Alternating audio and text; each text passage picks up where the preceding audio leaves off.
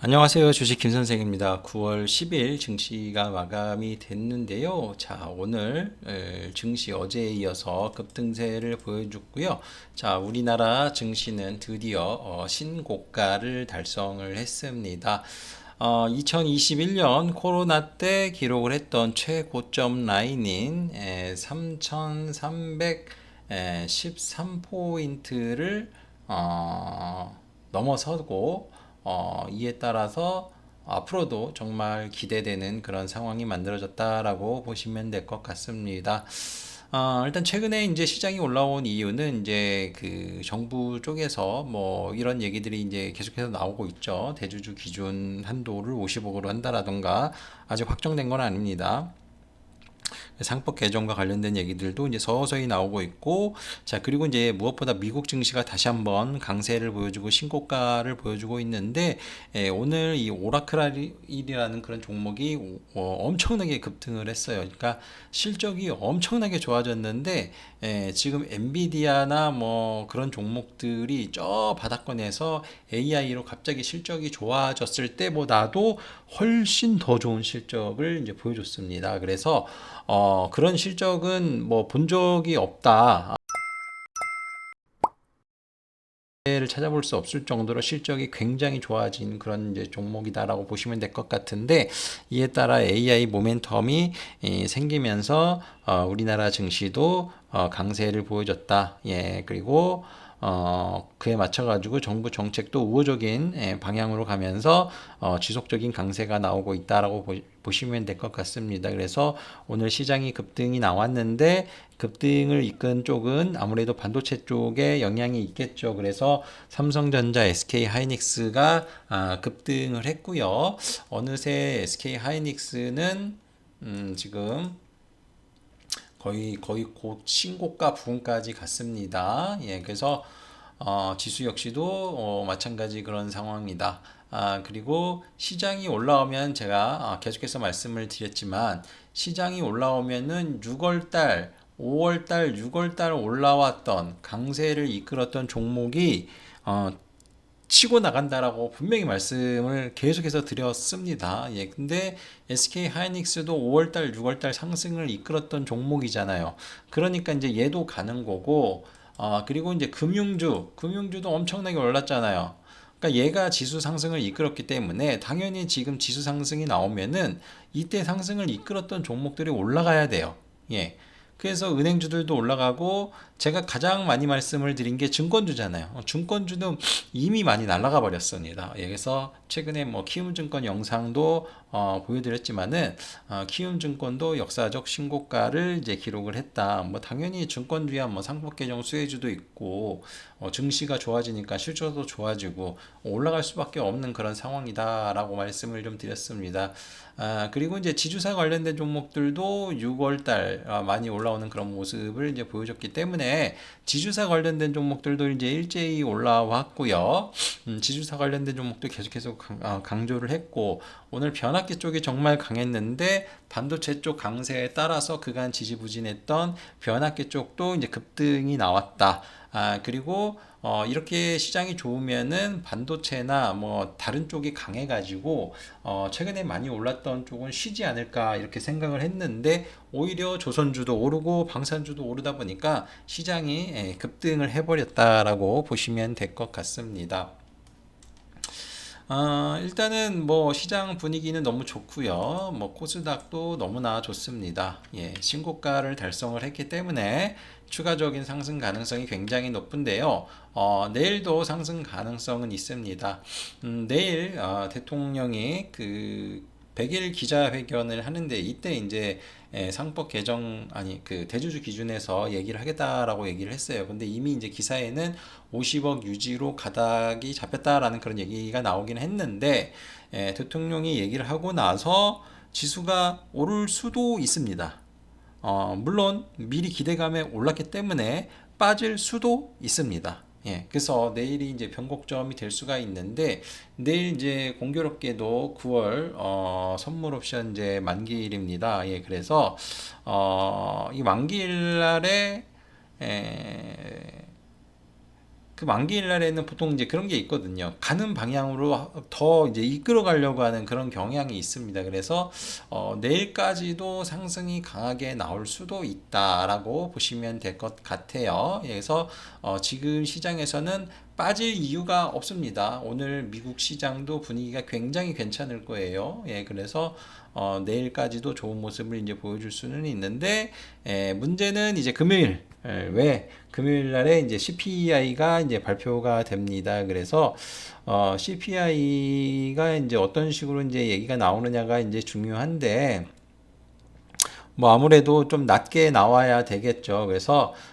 지금 이제 미국 증시는 경기 침체가 이미 온 거 아니냐라는 얘기들이 많이 있어요. 예, 고용이 완전히 박살이 났기 때문에 그렇습니다. 그래서 사실 고용이 박살이 나가지고 이거 경기 침체 아니야? 이렇게 생각을 해서 지수가 빠질 줄 알았는데 오히려 계속해서 올라가고 있단 말이에요. 그래서 이거를 이제 금리 인하 모멘텀으로 좋게 해석을 하고 있거든요. 그래서 이번 CPI에서 예상치만큼만 나오면 돼요. 왜냐면은 지금 시장에서는 계속해서 이 관세가 CPI에 반영이 될 거다라고 그런 얘기를 계속 했는데, 지난번에는 약간 반영이 된 것 같거든요. 근데 이번에도 이제 그런 식으로 되느냐 여부가 중요할 것 같아요. 근데 여기에 이제 별게 없다. 예상치나 예상치를 하회한다라면은 아마 다음 주 월요일 날에도 올라갈 가능성도 있습니다. 그래서 시장은 우호적인 환경이 있는데 뭐 불확실성은 있다라고 보시면 되고, 다음 주에는 또 FOMC가 있습니다. 그래서 이 FOMC에 따라서 또 시장이 갈릴 수가 있는데, 지금 이미 그 FOMC에서는 금리를 인하를 할 가능성이 높다라고 얘기가 나오고 있죠. 거기에 이미 베팅이 됐고 선반영이 되어 있습니다. 그래서 FOMC 이후에 이제 변곡점이 될 수도 있어요. 미리 올라왔기 때문에. 그래서 여기서 이제 어떤 얘기를 하느냐에 따라서 시장이 또 갈리겠지만은, 또 뭐 연준에서 의외의 그런 발언을 하면은 시장이 좋을 수가 있다. 예를 들어 비컷을 한다. 근데 비컷을 하면은 안 좋다라고 얘기를 하시는 분들도 이제 있거든요. 예, 그래서 비컷이라는 건 진짜 경기가 안 좋으니까는 뭐 그거는 악재로 작용할 수도 이제 있다라는 그런 이제 해석도 있는데, 그건 뭐 가봐야 될 것 같고. 그래서 원래 이제 올해 하반기에 금리 인하가 이제 2번 정도 인하가 될 예정인데, 뭐 그 정도나 그리고 혹은 다음번에 금리 인하를 더 낮춰야 된다라는 그런 뉘앙스를 풍긴다거나 긍정적으로 얘기를 하면은 또 올라갈 수도 있다. 그러나 이미 많이 올라왔기 때문에 그 발언으로 세론이 될 가능성도 염두는 하셔야 된다. 그래서 종합적으로 이제 봤을 때는 시나리오를 어느 정도 예상을 하고 그에 따라 대응을 한다라고 생각을 하시는 게 좋을 것 같아요. 그래서 긍정적인 모멘텀도 많고 그 모멘텀으로 빠질 수도 있다라는 거를 염두를 하시고 매매를 하실 필요가 있다라고 보시면 될 것 같습니다. 그리고 이제 우리나라는 이제 10월 달에 긴 연휴가 있잖아요. 그래서 아마 9월 마지막 주는 재미가 없을 수도 있습니다. 예, 그래서 9월 마지막 주까지 끌어올리고 그때부터 이제 지지부진할 가능성도 있고, 뭐 아무튼 그렇습니다. 지금 계속해서 이제 올라오고 있는 가운데 향후 증시는 상당히 이제 긍정적이고요.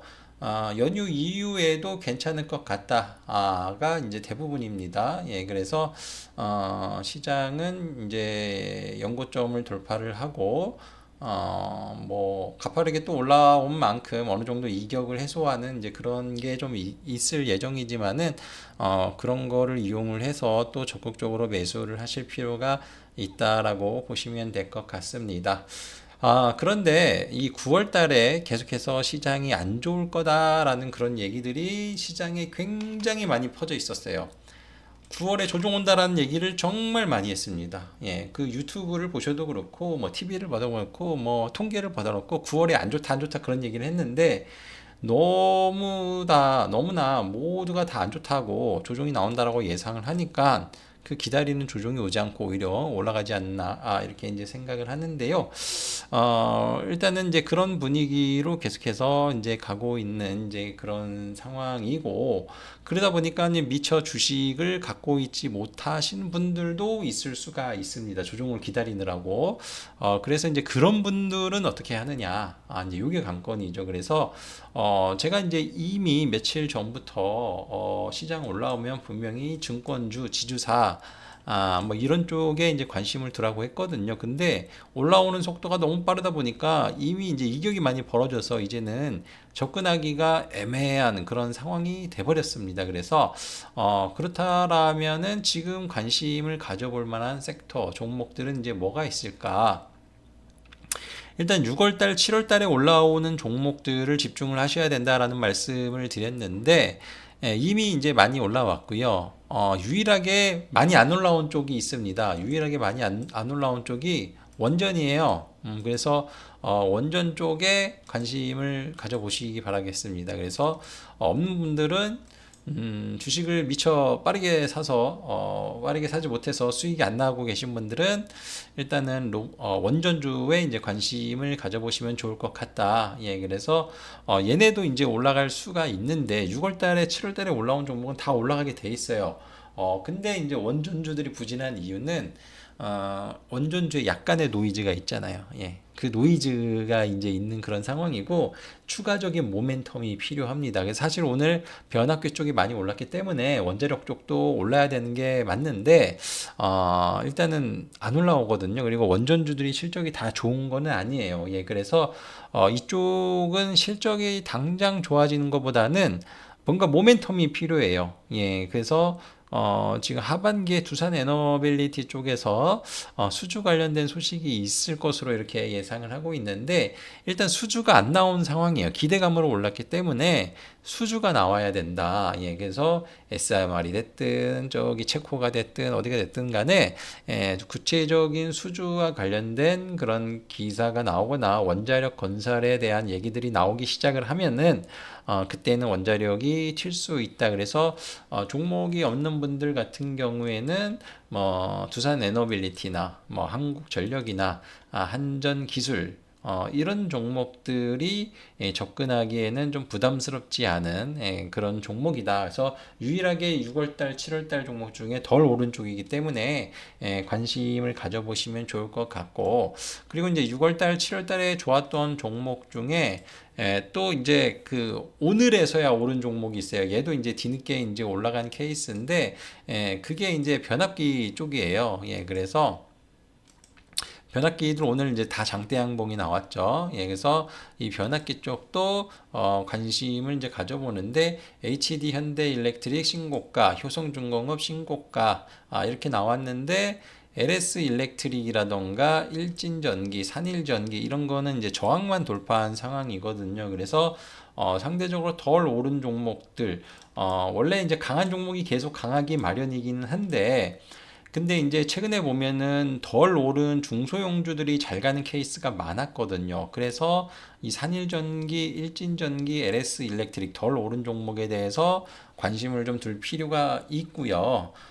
이게 이제 조선주도 이제 그런 흐름이 나오고 최근에 대부분 그렇거든요. 예, 그래서 이쪽에 있는 것들은 상대적으로 덜 올랐기 때문에 한번 관심을 가져보자. 뭐 그러니까는 효성중공업 같은 경우에는 계속 못 가다가 갑자기 6월, 7월 달 돼서 급등세를 보여준 거거든요. 그래서 뭐 요새 조선주, 중소형주들이 이런 모습이 나오는데 변압기 쪽에서 나올 수도 있으니까 뭐 산일이나 일진, LS 일렉트릭 같은 그런 종목, 예, 그리고 전선주, 그리고 원전주 이런 것들은 상대적으로 상승이 덜 나와서 관심을 가져도 좋을 것 같다. 그래서 한번 관심을 갖고요. 뭐 은행주도 이제 관심을 가져도 되는데 워낙 지지부진해서 원래 워낙 싫어하는 섹터라서 안 하신 분들이 많을 거예요. 예, 그래서 어찌됐든 지수가 올라가면요, 6월, 7월 달에 올라간 종목이 안 올라갈 수가 없습니다. 올라가야 돼요. 그래서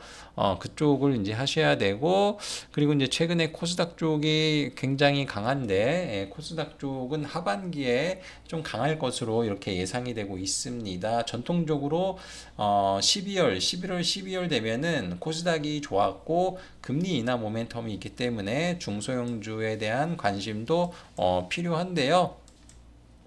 제가 이제 바이오주도 정말 많이 말씀을 이제 드린 바가 있어요. 그래서 오늘 이제 정말 강한 건 아니지만 결국에는 제가 언급을 드렸던 그런 종목 내에서 올라오는 종목이 많잖아요. 그래서 이제 좀 복잡하다라고 생각을 하시는 분들은 플랫폼 관련된 종목을 하시라고 말씀을 드렸잖아요. 예, 그 어제 말씀을 드린 거거든요. 그래서 플랫폼이 알테오젠, ABL 바이오, 리가켄 바이오, 그리고 비만 치료제와 관련된 기업들인데 오늘은 G2G 바이오가 급등세가 나왔다. 뭐 이렇게 이제 보시면 될 것 같습니다. 그래서 금리 인하 시기에는 아무래도 바이오주가 좋고 바이오주 하반기에 모멘텀이 굉장히 많이 몰려 있습니다.